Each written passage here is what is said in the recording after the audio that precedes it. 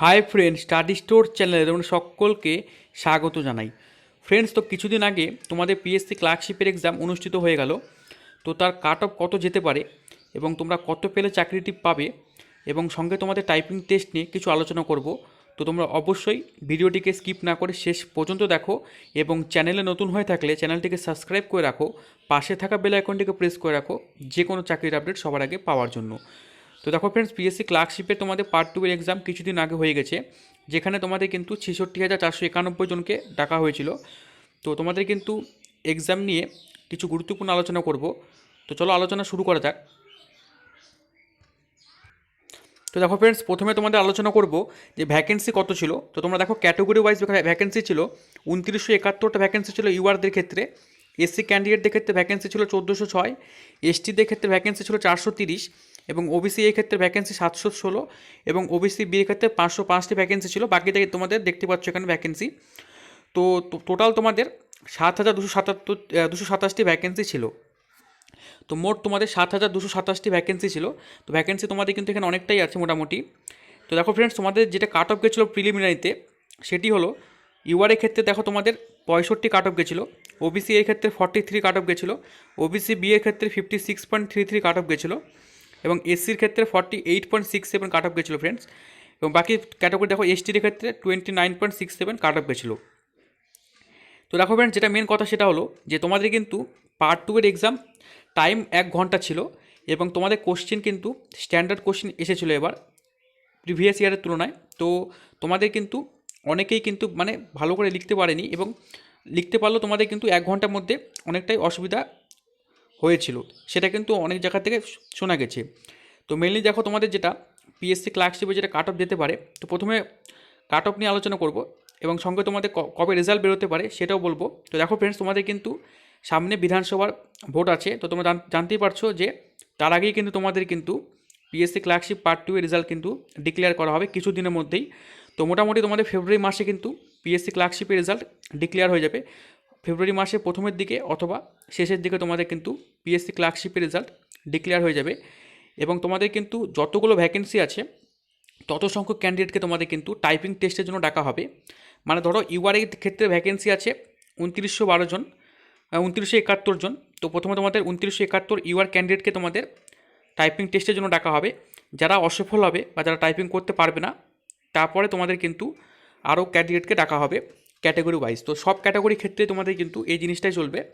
তোমাদের টোটাল কিন্তু এখানে 7,227টি ভ্যাকেন্সি আছে, তোমরা এখানে দেখতে পাচ্ছ।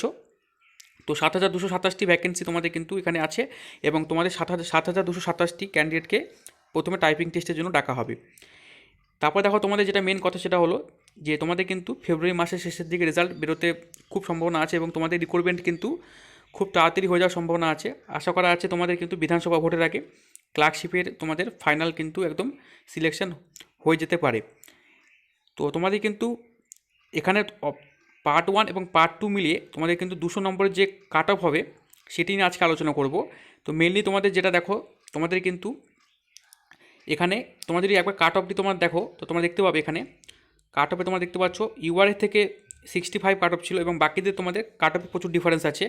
তোমরা দেখতে পাচ্ছ এসসি তোমাদের 48.67 ছিল এবং ওবিসি এর ক্ষেত্রে 43 কাট অফ গেছিলো, এসসি থেকেও কম কাট অফ গেছিলো ওবিসিতে। তো তোমাদের কিন্তু মেইনলি যেটা দেখো, তোমাদের কিন্তু প্রথম কথা যে তোমাদের চাকরিতে 3টি ডিপার্টমেন্টে আছে, একটা সেক্রেটারিয়েট, ডাইরেক্টরেট, একটা রিজিনাল অফিসে। তো তোমাদের দেখো যেটা আমি কাট অফ মার্কস বলবো সেটি তোমাদের কিন্তু একদম তোমার কত পেলে চাকরি পাবে সেটা তোমাদের কিন্তু এখানে বলবো। তো তোমরা দেখতেই পাচ্ছ এখানে। তো চলো আলোচনা করা যাক। দেখো এখানে PSC clerkship 2020 cut off UR এর ক্ষেত্রে তোমাদের কিন্তু পার্ট 1 পার্ট 2 মিলিয়ে 115 কাট অফ যাবে। তোমরা দেখতেই পাচ্ছ 65 তোমাদের পার্ট 1 কাট অফ আছে এবং যাদের তোমাদের ইউআর ক্যান্ডিডেট আছো তারা যদি 120 তোমাদের কিন্তু যদি নাম্বার আসে পার্ট 1 পার্ট 2 মিলে, তারা তোমরা কিন্তু অবশ্যই সেভস করে আছো, মানে তোমাদের চাকরিটা কিন্তু এখানে কনফার্ম আছে। তো ইউআর এর ক্ষেত্রে এখানে +-5 হতে পারে। তো ইউআর এর ক্ষেত্রে 115 তোমাদের নাম্বার এখানে স্ট্যান্ডার্ড নাম্বার ধরা হবে। ওবিসি এ যারা আছো তাদের ক্ষেত্রে বলছি তোমাদের কিন্তু 100 মার্কস হলে তোমাদের কিন্তু এখানে সিলেকশান তোমাদের নিশ্চিত আছে এবং ওবিসি বি যারা আছো তারা 105 এখানে এবং এসসিদের ক্ষেত্রে 95 কাট অফ। তোমাদের এই নাম্বারটি তোমাদের পেলে তোমরা অবশ্যই সিলেকশন পাবে। তোমাদের কাট অফ ক্লিয়ার হবে না, তোমরা কিন্তু অবশ্যই তোমাদের টাইপিং টেস্টেও ডাক পাবে এবং তোমাদের সিলেকশন নিশ্চিত, তুই তোমার টাইপিং টেস্টে সফল হতে পারো। এবং এসটির ক্ষেত্রে দেখবো 80 কাট অফ যাবে এখানে। তো এই কাট অফ তোমাদের কিন্তু আমি আগেই বলছি এখানে +-5 হতেই পারে। তো এটা কিন্তু একটা আনুমানিক কাট অফ বলছি তোমাদের, কিন্তু আমার মনে হচ্ছে এই নাম্বার তোমরা যদি একবার মানে পেতে পারো পার্ট 1 পার্ট 2 মিলিয়ে, তো তোমাদের কিন্তু চাকরিটা নিশ্চিত আছে। এবং যারা সেক্রেটারিয়েটের জন্য ভাবছো তাদের বলি, তোমাদের কিন্তু সেক্রেটারিয়েট ইউআরদের ক্ষেত্রে বলবো, সেক্রেটারিয়েটে তোমাদের কিন্তু 130 যদি তোমাদের থাকে পার্ট 1 পার্ট 2 মিলিয়ে, তাহলে তোমরা কিন্তু নিশ্চিত সেক্রেটারিয়েটে কিন্তু চান্স পেয়ে যাবে। এবার ওবিসি এই ক্ষেত্রে বলবো, তোমাদের কিন্তু 115 মতো কাট অফ থাকলে, তো 115 নাম্বার থাকলে ওবিসি এই ক্যান্ডিডেটদের তোমাদের কিন্তু সেক্রেটারিয়েটের সম্ভাবনা খুব বেশি আছে। ওবিসি বি এর ক্ষেত্রে বলবো 125 তোমাদের নাম্বার থাকলে তোমরা কিন্তু সেক্রেটারিয়েটে চান্স পেয়ে যাবে। এসসিদের ক্ষেত্রে বলবো তোমাদের কিন্তু 110 থেকে 15 মধ্যে নাম্বার থাকলে তোমরা অবশ্যই সেক্রেটারিয়েটে তোমরা চান্স পেতে পারো। এসটিদের ক্ষেত্রে বলবো তোমাদের 100 মার্কস পেলেই তোমরা অবশ্যই এখানে সেক্রেটারিয়েটে চান্স পেয়ে যাবে। তো এটা ছিল তোমাদের একটা আনুমানিক কাট অফ। তোমাদের কিন্তু এই কাট অফ যাওয়ারই প্রচুর সম্ভাবনা রয়েছে। তোমাদের কিন্তু এখানে এক্সাম কিন্তু সবারই মোটামুটি মিডিয়াম টাইপেরই হয়েছে, কারণ এখানে সময় 1 ঘন্টা ছিল এবং তোমাদের 6টি টপিক লেখার ব্যাপার ছিল। তো এক্সাম কিন্তু 2টি ভাগে হয়েছে, যারা সাপ্লিমেন্টারি এক্সাম দিয়েছে, যারা এক্সাম দিতে পারেনি তারা কিন্তু সেকেন্ডবার এক্সাম দিয়েছে। তো তোমাদের কিন্তু 115 কাট অফ ইউআরদের ক্ষেত্রে বলছি সম্ভাবনা আছে। তো তোমরা অবশ্যই ভালো করে টাইপিংয়ের জন্য প্র্যাকটিস করো, কারণ টাইপিং টেস্টে তোমাদের কিন্তু সফল হতেই হবে, নাহলে তোমাদের কিন্তু ডিসকোয়ালিফাই করে দেওয়া হবে।